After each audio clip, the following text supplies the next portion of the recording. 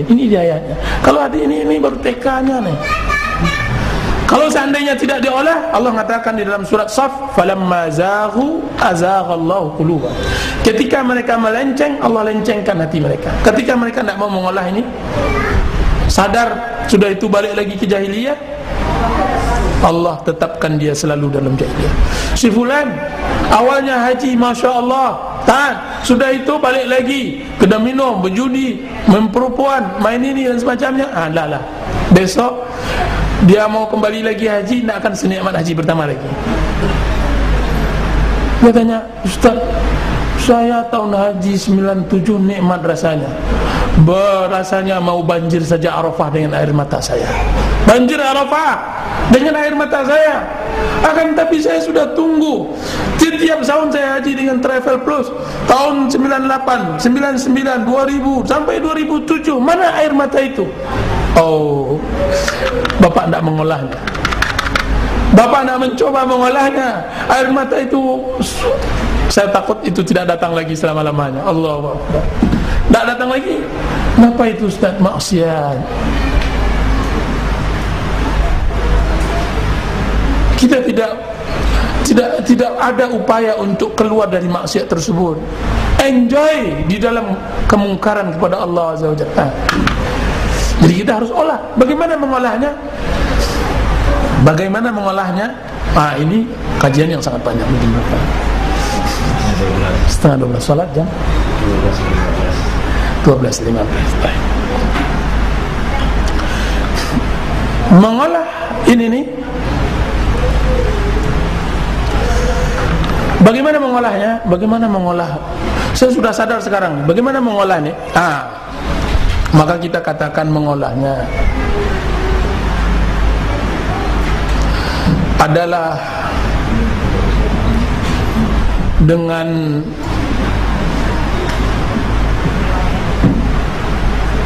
kembali kepada Allah Azza wa Jalla. Yang pertama, ketika seseorang telah menguasai benteng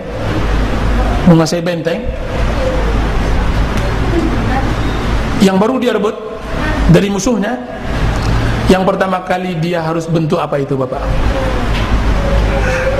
Kira-kira apa? Benteng nih, tapi musuh akan tetap menyerang. Kita baru menguasainya berapa hari yang lalu.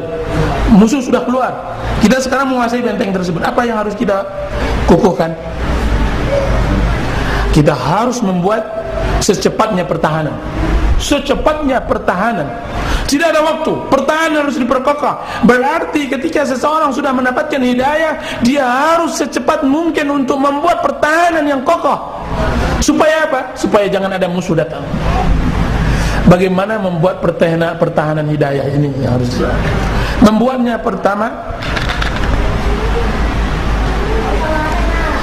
ambil sesegera mungkin bahan kayu-kayu untuk mengokohkan benteng Anda dari Al-Quran dan Sunnah Rasulullah SAW. Ambil kayu-kayu itu. Kemudian godok masyarakat Anda menjadi prajurit andal, yang ada di dalam diri kita, dan letakkan orang-orang soleh di sekitar benteng Anda. Orang-orang soleh,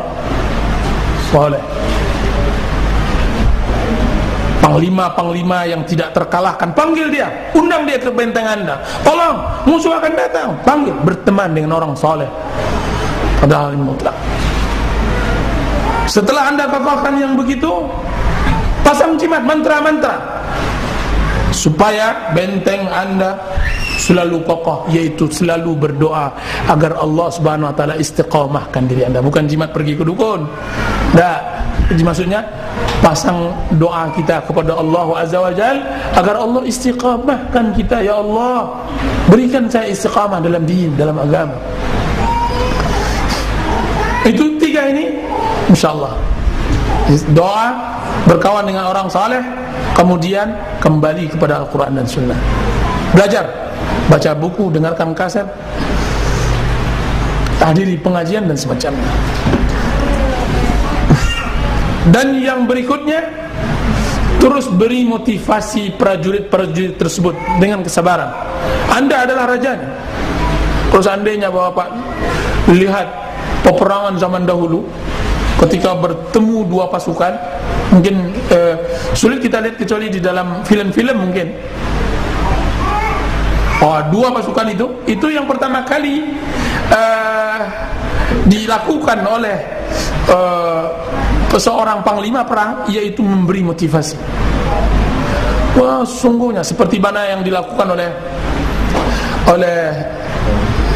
panglima-panglima perang Islam ketika merebut Spanyol, dibakar oleh panglima Islam waktu itu Tariq bin Ziyad, dibakarnya seluruh bahtera-bahtera yang dipakai oleh kaum muslimin singgah ke negeri itu. Seperti Tanjung Pinang ini menyerang orang, dibakar oleh panglima tersebut perahu mereka. Sudah itu, apa kata Tariq bin Ziyad? Wahai kaum muslimin, sesungguhnya tidak ada harapan lagi untuk kalian kembali ke kampung. Kalian tidak mungkin lari. Yang kalian sekarang dihadapkan dengan dua, musuh kalian di depan atau air laut yang tidak akan bertemu ujungnya. Maka tidak ada yang bisa menyelamatkan kalian kecuali menyatukan keinginan, yaitu berjihad di jalan Allah Azza wa Jalla. Itu sudah saja. Nah, dalam memotivasi diri harus seperti ini. Harus diberikan, pertama adalah sabar, harus sabar. Ini setengah jam udah gatal-gatal. Kok enggak ada tertawanya ya, misalnya begitu kan. Enggak enak, kok enggak seperti yang adakan acara di halaman-halaman gubernur itu ya, misalnya gitu kan. Iyalah, ini memberi pemahaman. Kalau SD itu dibuat tertawa-tertawa terus Pak, belajar pendidikan, itu disangka kita di rumah sakit jiwa nanti. Ya kan, kalau SD dibuat tertawa, ini ngapalah anak SD, TK ini tertawa-tertawa, rumah sakit jiwa terus. Agama tidak ditertawakan, agama itu diseriuskan. Agama itu bukan untuk penyegaran saja, tapi untuk dilaksanakan.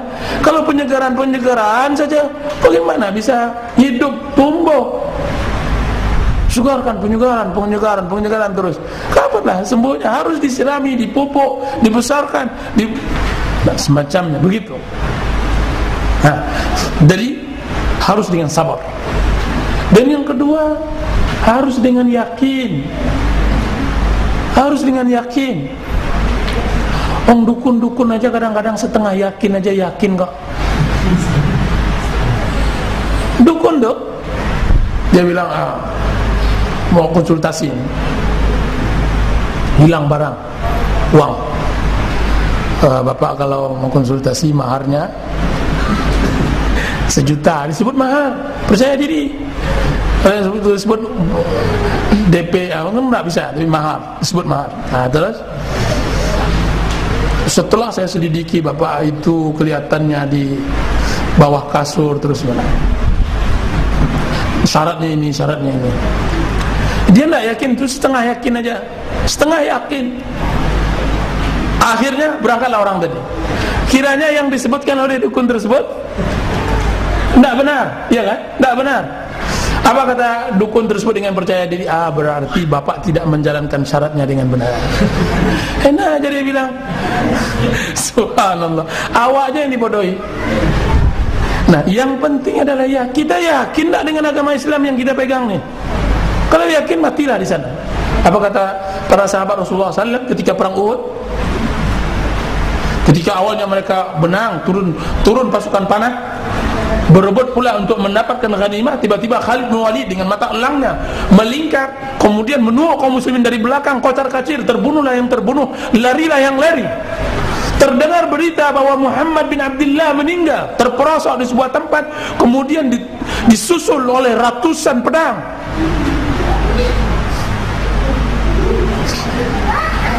Banyak kaum muslimin yang duduk lesu.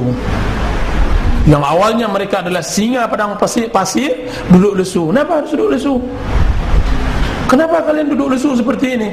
Ada seseorang sahabat melihat para sahabatnya sudah dulu. Orang sedang membunuh, yang lari itu dikejar. Lihat bagaimana tidak asyiknya dikejar dengan pedang itu. Tidak asyik.